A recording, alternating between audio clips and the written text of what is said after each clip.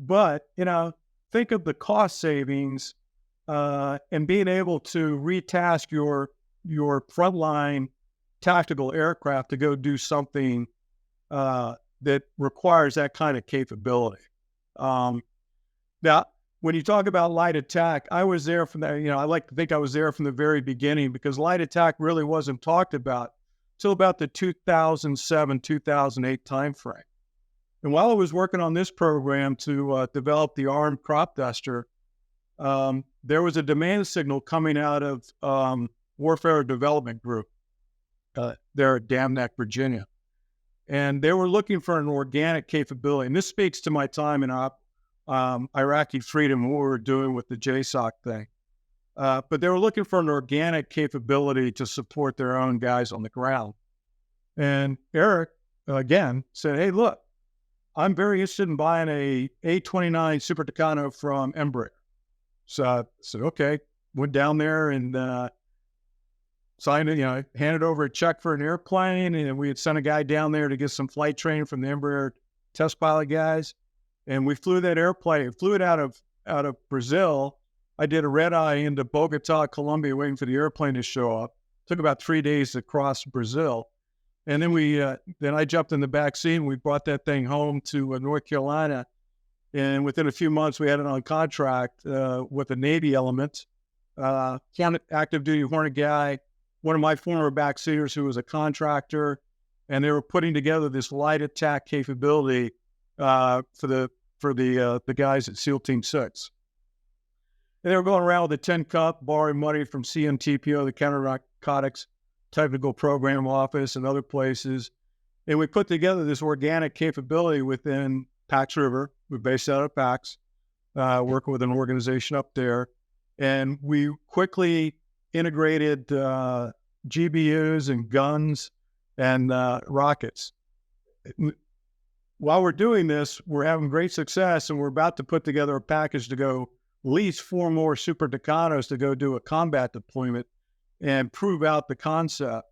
And then the guys at Hawker Beechcraft, before Textron bought them, got wind of this, and it was a threat to their T6 Wolverine program. And so they went to their congressman, and quickly the funding dried up. It was kill the program. The lease was over.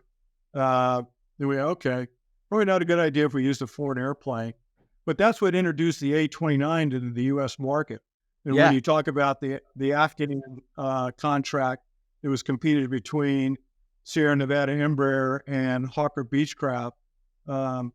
That airplane had been in the U.S. for 2 or 3 years flying and getting a lot of visibility at Nellis, at Mott's, at Top Gun. I mean, it deployed extensively to Fallon and Nellis, and people were, there was a lot of squawking behind the scenes about the capability of the airplane. But foreign built, lesson learned. So we went to Langley, found a couple of OV-10, and bought those back to Pax. And it's about the time I'm leaving the program. But then those guys take those airplanes, strip them down, and kit them out with everything, essentially what we had in the A-29. Just took the lessons learned from the A-29, glass cockpit, high def sensor, integrated some APKWS onto it. And those guys went forward. And I think there's a little bit of AFSOC involvement there, along with the Navy guys.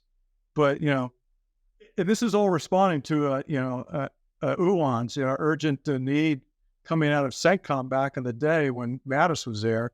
But, the Air Force just wasn't on board with this program. And so it died a slow death. And then you have these light attack experiments and eventually you lost an A-29 during one of those experiments in the phase 2 of it.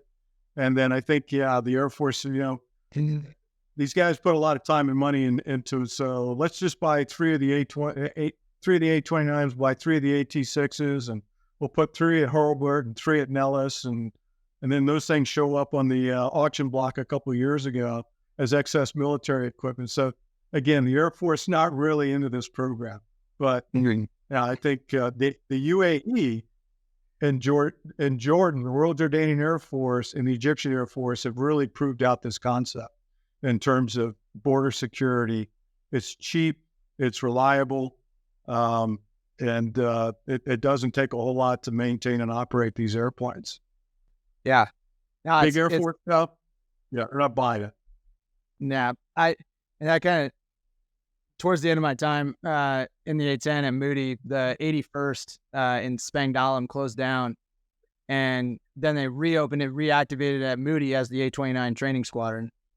And those guys were out there, and like when we saw it, I was like, hey, this is kind of cool for the Afghanis, kind of filling a niche capability for their Air Force and getting the job done. I was like, why don't we just fly these as U.S. Air Force guys? I wasn't always an advocate of like a light attack, but I think that might have been a little bit of Air Force indoctrination at that point. But it's kind of one of those where in the active Air Force or outside of JSOC or outside of AFSOC, if you will, is we kind of put all of our eggs into the platform basket versus just strapping as many weapons that can generate effects on the battlefield to whatever platform can deliver them.